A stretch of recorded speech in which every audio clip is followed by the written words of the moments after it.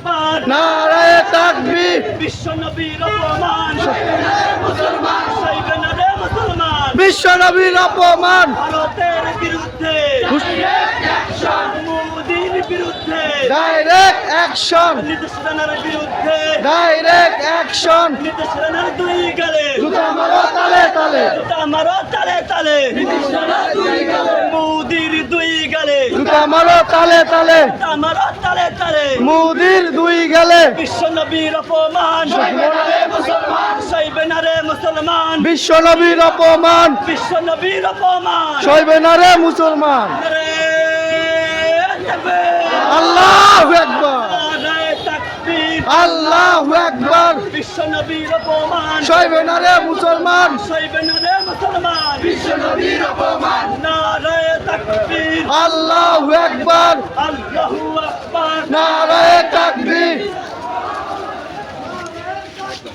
আল্লাহু আকবার।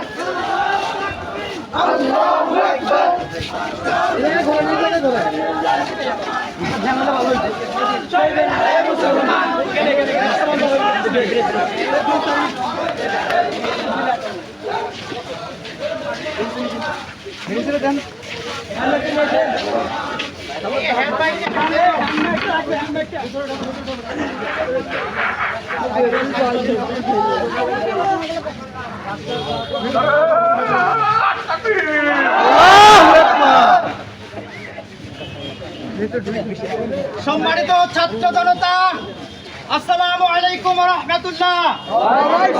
আপনারা ইতিমধ্যে জেনে গেছেন ভারতের একজন পুরোহিত আমাদের কলিজার টুকরা বিশ্ব নবীকে নিয়ে কটূক্তি করেছে।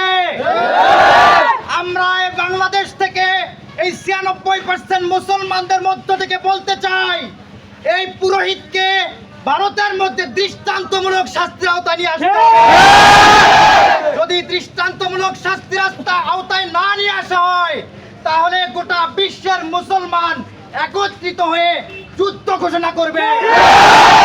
এই জন্য আসুন আমরা এই ভারতের দালালদেরকে হুঁশিয়ার করতে চাই, আর এই আমাদের বিশ্ব নবী কলিজার টুকরাকে নিয়ে আর যদি কোনো কটূক্তি করা হয়, তাহলে মুসলমানরা ঐক্যবদ্ধ হয়ে দুর্বার আন্দোলন করে তুলবে।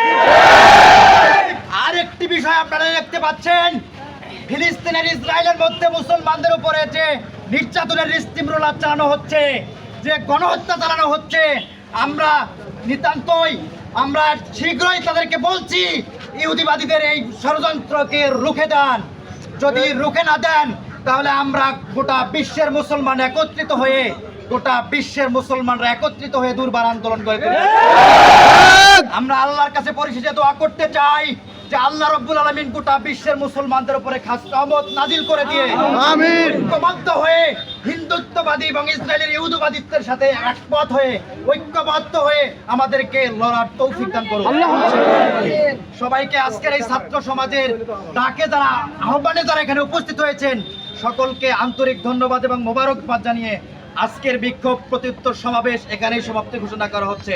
আসসালামু আলাইকুম ওয়া রাহমাতুল্লাহ।